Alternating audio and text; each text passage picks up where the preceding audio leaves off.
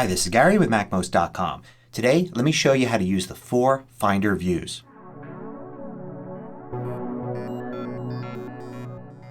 MACMOST is brought to you thanks to a great group of more than 800 supporters. Go to MACMOST.com/Patreon. There you could read more about the Patreon campaign, join us, and get exclusive content and course discounts. So when you use the Finder on your Mac to view files and folders, there are 4 different views that you could use to see what's there. So to bring up a Finder window, I have to be in the Finder and I can go to File, New Finder Window. But also if I switch to it in the dock and I have no Finder window open, it will automatically open one. So you can see here I've got the Finder window open and I'm using what's called icon view. I see large icons here in the Finder window. At the top of the screen it will show me what folder I'm in this case my Documents folder. And then I'll see icons here for the 4 Finder views. Now if my Finder window is small, like if I shrink this, instead I'll see a button here that I can click and choose which view I want. It's only if I have enough space that I'll actually see them as 4 individual buttons here grouped together. So first let's look at this icon view. In a typical icon view you've got these large icons that show you what the file contains and also you can drag them around and place them where you want. So it gives you the ability to be creative in how you arrange things. Notice I've grouped all of these images here. I've got some folders here maybe grouped together with another file. I can do whatever I want and move them to any spot I want.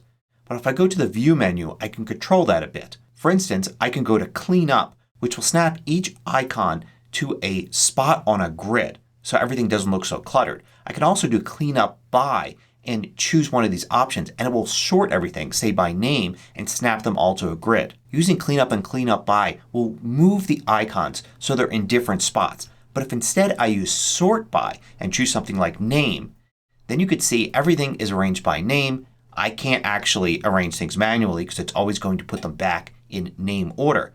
But if I were to go to View, Sort By None, it remembers the previous positions I had things in.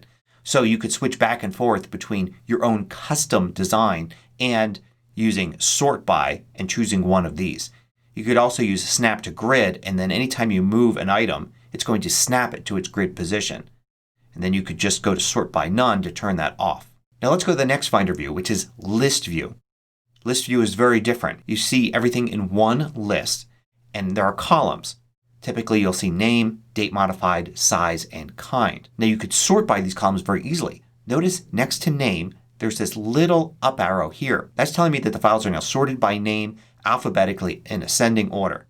So if I were to click it again you could see that changes direction and now everything's sorted in the opposite direction. I can click again to change the sort order. I can sort by date modified by clicking there and clicking twice will change the order as well. Same thing with size or kind. Now I can change which columns appear here several ways. An easy way is to 2-finger click, right click, or control click on any one of these column titles here and I can add a new column. So for instance I could add a date created column and you could see it appear here. I have date modified, date created, size, and kind.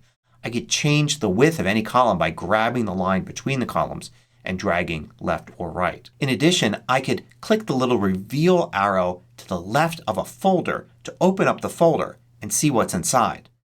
So you can see I can do it with these folders and dig down even further into some of them. So now let's look at the third view, Column View. Column View puts all of your files in one list but not giving you extra columns like size, date modified, and things like that.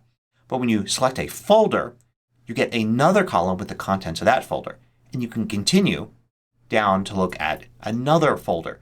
So it allows you to quickly navigate through a complex file structure. So I could be looking for these files but suddenly I want to jump to this folder here. I can click on it and now things change and I can view what's in there. The last column here is the preview area. If I select a file then I get a preview of that file all the way over here on the right.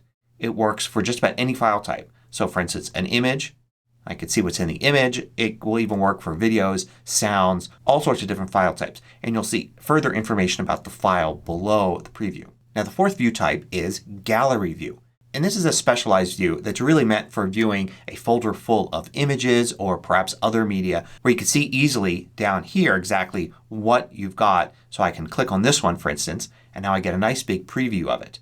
I can use the arrow keys to go back and forth. So if you have a folder full of images that you want to look through quickly, Gallery View is what you want. Otherwise, for most other file types, you want either icon, list, or column view. There are lots of options for all these views. For instance, that preview area that we saw in column view, you can get it in icon and list view by simply going to View and then Show Preview. So now you can see any file that I select, I'll see the preview there just like in column view. You could turn that off by going to View, Hide Preview. You also have more options for each view if you go to View and then Show View Options or Command J.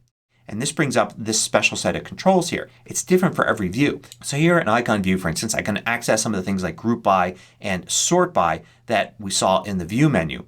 But I could also do things like change the icon size, change the grid spacing, change the text size that appears underneath each icon, even make the label position be on the right instead of on the bottom, show additional information, things like that.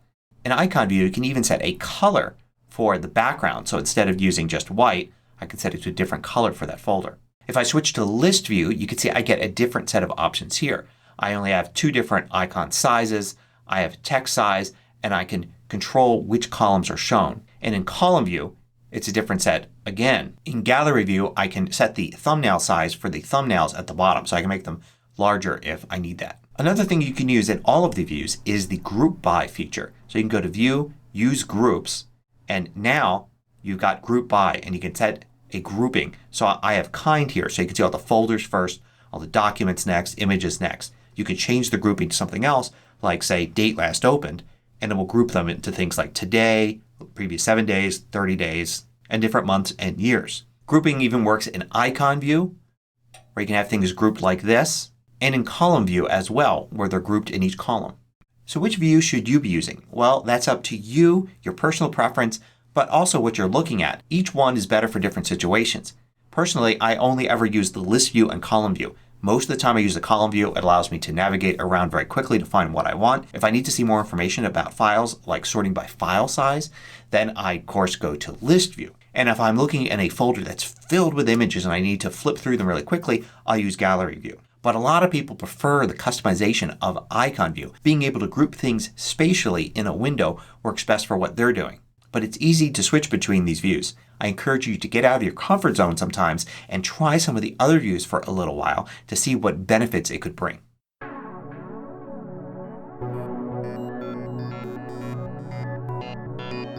I publish new tutorials every weekday. Hit the subscribe button so you don't miss out. Then hit the little bell icon to get notifications for each new tutorial.